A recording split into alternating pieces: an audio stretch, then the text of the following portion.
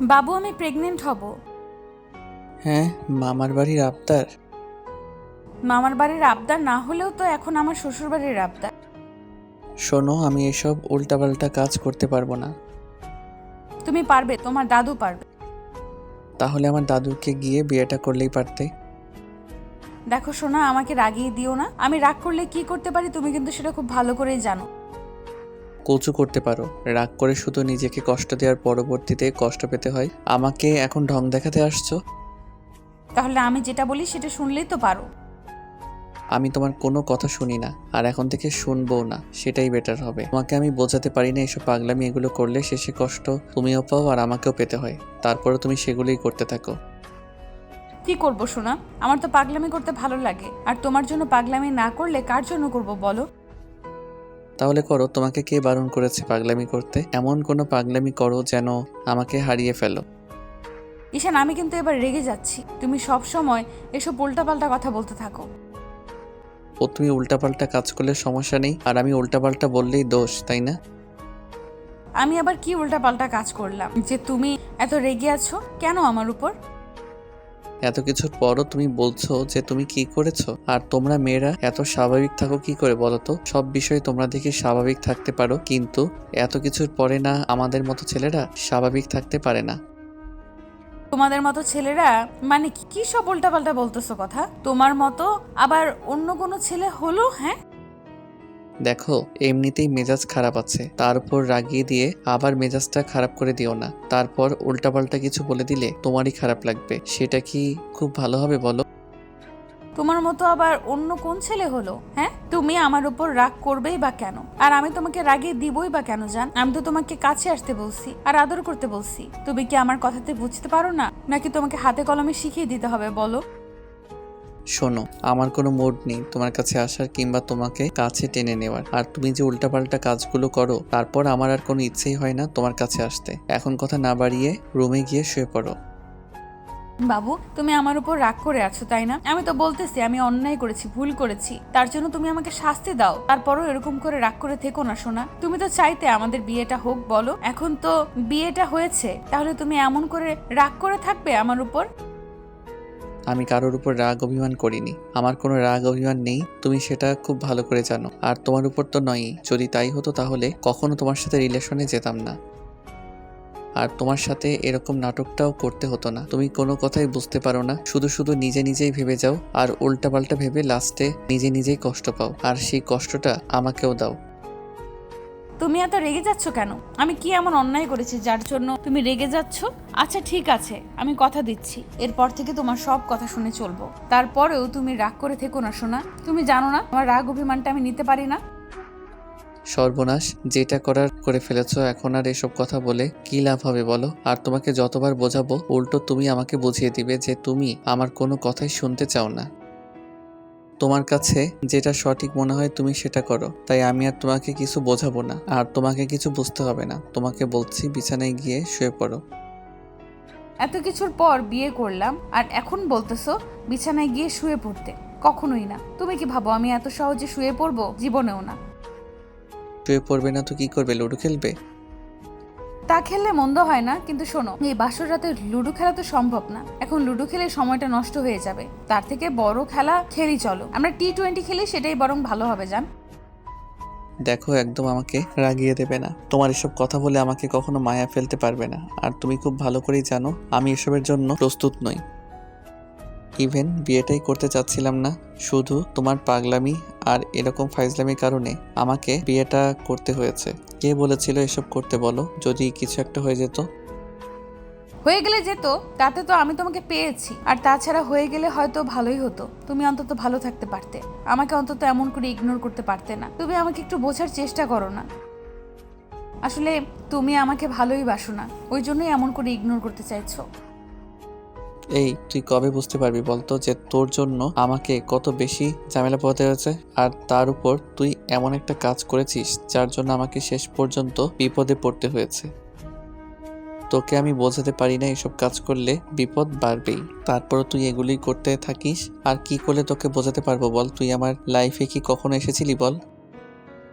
তুমি আমাকে মারলে? তুমি না আমাকে ভালোবাসো? এত ভালোবাসার পরেও তুমি আমার গায়ে হাত তুললে? আসলে তুমি আমাকে একটুও ভালোবাসো না। যদি বাসতে তাহলে এমন করে মারতে পারতে না। আর কি বলতেছো? আমি তোমাকে বিপদে ফেলি? হ্যাঁ, তোমাকে নিজের করে পাওয়ার জন্য বিপদে ফেলি। আর আমি তোমার লাইফে আসিনি। তুমি আমাকে ভালোবেসে আমাকে নিজের করে নেওয়ার চেষ্টা করেছো। আমি কি একটাবারও প্রকাশ করেছিলাম যে আমি তোকে চাই, তোকে ছাড়া বাঁচতে পারবো না, তোকে আমার লাগবে? তাহলে তুই কেন এরকম পাগলামি করেছিস বল? তুমি হয়তো পাগলামি করনি, কিন্তু আমি তো তোমাকে ছাড়া থাকতে পারবো না বলেই এরকমটা করেছি। আর তুমি জানো না আমি তোমাকে কতটা বেশি ভালোবাসি। তুমি ছাড়া থাকা আমার পক্ষে পসিবল না। দুজন দুজনকে ছোটবেলা থেকে ভালোবাসি, তাহলে এখন তো সমস্যা কোথায়? আর তাছাড়া তুমি তো বলতে পারছিলে না, ওই জন্যই আমাকে বলে দিতে হয়েছে। তাহলে তুমি এখন এত রাগ দেখাচ্ছ কেন? সব রাগের পেছনে একটা করে কারণ থাকে, আর এর রাগের পেছনে সবচেয়ে বড় কারণ হচ্ছে তোমার এরকম খেয়ালখুশি আর হেয়ালিপনা। তোমাকে আমি বোঝাতে পারলাম না যে এরকম একটা কাজ করার জন্য আমি কতটা টেনশনে ছিলাম আর কতটা ভয়ে ছিলাম। কি হতো? হারিয়ে যেতাম, তোমার থেকে মরে যেতাম, তাহলে তো ভালো হতো। সিনথিয়ার এরকম তারা কথাতে আরো মাথায় রাগ উঠে গেল। ও আবারও সিনথিয়াকে মারার জন্য হাত উঠিয়ে তারপর নামিয়ে নিল। আর সিনথিয়া কান্না করে করে বলতে লাগলো, থামলে কেন? মারো আমাকে, এর প্রমাণ করে দাও যে তুমি আমাকে একটুও ভালোবাসো না। তোমাকে আমি বোঝাতে পারি না আমি তোমাকে কতটা ভালোবাসি, কতটা নিজের করে পেতে চাই, কিন্তু তুমি বারবার আমাকে দূরে সরিয়ে দাও আর ততবারই কষ্ট দাও। তোমার জন্য আমাকে বাসার সবাইকে কি কষ্টে রাজি করাতে হয়েছে তুমি জানো? একটাবার অন্তত মুখ ফুটে তো বলতে পারতে তুমি আমাকে ভালোবাসো। সেটা না করে শুধু নিজের মতো করে ভেবে গেছো। আসলে তুমি একটা স্বার্থপর। না না, শুধু এরকম ভাবে ভালোবেসে আমাকে দূরে সরিয়ে দিতে পারতে না। আমি তোমাকে ছাড়া থাকতে পারবো না বলে এরকম একটা কাজ করেছি। আর তুমি কি না আমাকে এমন করে কষ্ট দেওয়ার জন্য এইভাবে গায়ে হাত তুলেছো? আমি কালকেই বাসায় চলে যাব, আর দেখবে আর কখনোই ফেরত আসবো না। সিনথিয়ার এরকম কথাতে ঈশান এক প্রকার রাগ হচ্ছে, আবার খারাপও লাগছে যে মেয়েটার গায়েও একটা ফুলের টোকাও লাগতে দেয় না। সেই মেয়েটার গায়ে আজকে কিনা হাত তুললো। ছোটবেলা থেকে ঈশান আর সিনথিয়া একসাথে বড় হয়েছে, আর ওরা কয়েকদিনের সিনিয়র জুনিয়র। তারপরও সিনথিয়া ঈশানকে ছোটবেলা থেকেই চোখে হারাতো। সিনথিয়া ছোটবেলা থেকে ভালোবাসতো, কিন্তু কেউ কাউকে সেটা বলতে পারছিল না। তারপর কলেজে ওঠার পর একজন আরেকজনের শূন্যতা অনুভব করতে শুরু করে। ঈশান যে সিনথিয়াকে ভালোবাসতো সেটাও বুঝতে পারতো না, কিন্তু ঈশান বন্ধুদের কাছেও সবটা বলেছিল। কিন্তু সিনথিয়া দূর থেকে লক্ষ্য রাখতো, ওর প্রতি নজর রাখতো আর ওর কেয়ার করতো। সিনথিয়া বিষয়টা খেয়াল করত। তারপর যখন জিজ্ঞেস করত তখন বারবার ওকে বারণ করত। তখন সিনথিয়া ঈশানের একটা বন্ধুকে সেদিন জিজ্ঞেস করে বলল, আচ্ছা ভাইয়া, আপনার বন্ধু কাউকে ভালোবাসে নাকি? কারোর সাথে রিলেশনে জড়িয়ে আছে? আমাকে কতবার জিজ্ঞেস করি, ও আমাকে একটাবারও বলে না। প্লিজ আমাকে একটু বলবেন, কার কথা যেন ভাবে আর একা একাই হাসে। আমার মনে হয় ও কোনো রিলেশনে আছে। আমাকে একটু বলবেন প্লিজ। আপু, আপনি ওর এতটা কাছে থেকেও বুঝতে পারলেন না ও কাকে ভালোবাসে, কাকে পছন্দ করে, কিসে ওর খুশি, কিসে ওর কষ্ট। আপনার তো বোঝা উচিত ছিল, আর আপনি সামান্য বিষয়টুকু বুঝতে পারেননি। আরে ভাইয়া প্লিজ বলেন না কি হয়েছে। আমি তো জানি না কেমনে কি হয়েছে, আর তাছাড়া আমাকে একটাবার বলেনি। না বললে আমি বুঝবো কি করে? আপু, আপনাকে ছোটবেলা থেকেই ঈশান অনেক পছন্দ করত। বড় হওয়ার সাথে সাথে আপনার শূন্যতা ও নিজের লাইফে অনুভব করতে শুরু করছে। তারপর আপনাকে সবসময় চোখে চোখে রাখে, আর কোনো ছেলের পাশে আপনাকে সহ্য করতে না পারা, সবসময় সবার থেকে দূরে রাখা, আগলে রাখা, এগুলো কিসের জন্য করে জানেন? কারণ আপনাকে ও অনেক বেশি ভালোবাসে। আমি তো সেটা জানি যে ও আমাকে কত বেশি ভালোবাসে। এবার নতুন কি? আপু, আপনি যেটা ভাবছেন সেই ভালোবাসাটার কথা আমি বলছি না। একটা গার্লফ্রেন্ড বয়ফ্রেন্ডের ভালোবাসা, ও আপনাকে গার্লফ্রেন্ড হিসাবে পেতে চায়, বউ হিসাবে পেতে চায়।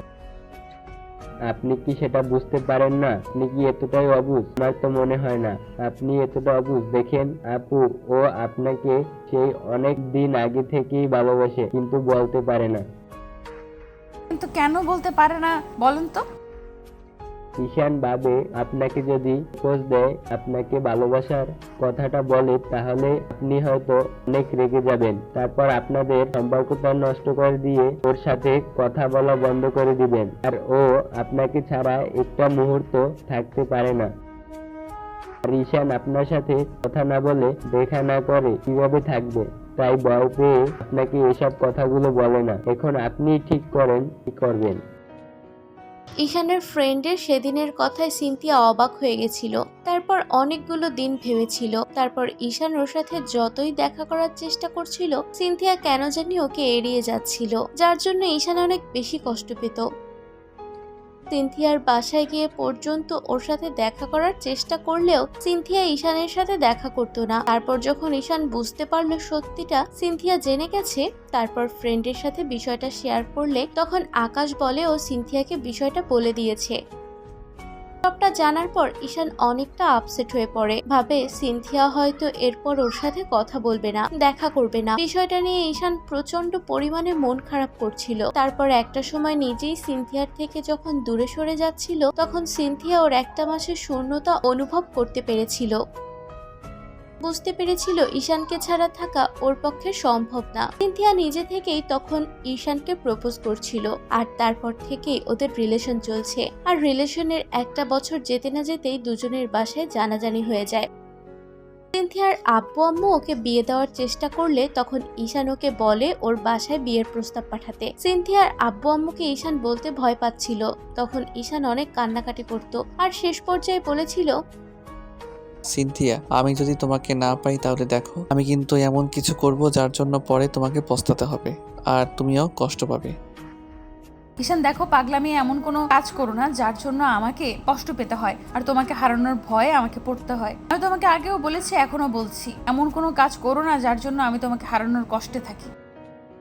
সিনথিয়াও ঈশানকে না পাওয়ার ভয়ে বারবার ওকে বলতেছিল সুইসাইড করে নিবে, কিন্তু কোনো কথাই কেউ শুনতে ছিল না। তারপর নিজের বাসাতেও বলতে পারতেছিল না। তখন সিনথিয়া ঈশানের আব্বু আম্মুর সামনে বিষয়টা বলে দিয়ে তারপর সুইসাইড করার জন্য এক বোতল বিষ খেয়ে নিলে ওরা অনেকটা ভয় পেয়ে যায়। তখন ওকে নিয়ে হসপিটালে গেলে ডাক্তার বিষটা বের করে ফেলে। তখন ঈশান অনেকটা ভয় পেয়ে গিয়েছিল আর সিনথিয়ার আব্বু আম্মু অনেক কান্নাকাটি করছিল আর ঈশানের আব্বু ওর গায়ে হাত তুলতে শুরু করেছিল। তখন আম্মু আব্বুকে আটকে দেয়। তারপর সিনথিয়ার জ্ঞান ফিরলে সিনথিয়ার আব্বু আম্মু ওর কাছে দেখা করতে গেলে সিনথিয়া কথা বলছিল। তখন ঈশান উপায় না পেয়ে ওর বুকের সাথে জড়িয়ে নিয়েছিল আর তারপরে ওদের বিয়ে হয়েছিল। সিনথিয়া কোনো কথা বলছে না দেখে ঈশানও কান্না করে দেয়। তারপর সিনথিয়া একটা সময় ঈশানকে বুকের সাথে খুব শক্ত করে জড়িয়ে ধরতেই সিনথিয়া বলতে লাগলো, সামান্য এই কাজটুকু করতে পারলে না, তারপর যখন তোমাকে হারানোর ভয়ে এরকম একটা কাজ করলাম, এখন সব দোষ আমার হয়ে গেল। আসলে ভালোবাসি তো, তোমাকে ছেড়ে দূরে থাকা আমার পক্ষে সম্ভব ছিল না, ওই জন্য এরকম একটা পাগলামি করেছিলাম। কিন্তু তুমি আমার মনটাকে বোঝার চেষ্টাই করলে না। বুঝি তো, ওই জন্য বিয়েটা করেছি, কিন্তু ভয় পেয়ে গেছিলাম। কিন্তু তুমি তার আগে এরকম একটা কাজ করলে যার জন্য আমাদের বিয়েটা একটা অপ্রীতিকর পরিস্থিতির মধ্যে দিয়ে হয়েছে। জানো তোমার উপর কতটা রাগ হয়েছিল আর কতটা ভয় পেয়ে গেছিলাম আমি। আর যাই হোক, হারিয়ে তো ফেলোনি। আর আমি বিষটা এমন করে খেয়েছিলাম যেন মরে না যায়। আর তুমি কি ভেবেছো ওইটা ডেট এক্সপায়ার ছিল আর ডাক্তারকে সবটা বলা ছিল, ওই জন্য তো নাটকটা করেছি। আর তুমি ভেবেছো আমি মরে যাওয়ার জন্য এরকমটা করেছি? কখনো না। তোমাকে ছাড়া আমি কি করে থাকবো বলো? তাই আমাকে কষ্ট দেওয়ার জন্য সবটা প্ল্যান করে করা হয়েছে, তাই না? দেখবো আজকে কতটা কষ্ট সহ্য করতে পারো। ঈশানের কথাতে সিনথিয়া ওর বুকে মুখ লুকালে ঈশানকে জোরপূর্বক কোলে উঠিয়ে নিল। এই যে ভাইয়া আর আপুরা, এরপর না হয় ওদের মাঝে সবটা থাক। আমাদের দেয়া গল্পটি যদি আপনাদের ভালো লেগে থাকে তাহলে একটি লাইক করুন। আরও নতুন নতুন গল্প পেতে চ্যানেলটি সাবস্ক্রাইব করে বন্ধু হয়ে আমাদের পাশে থাকুন। ধন্যবাদ সবাইকে।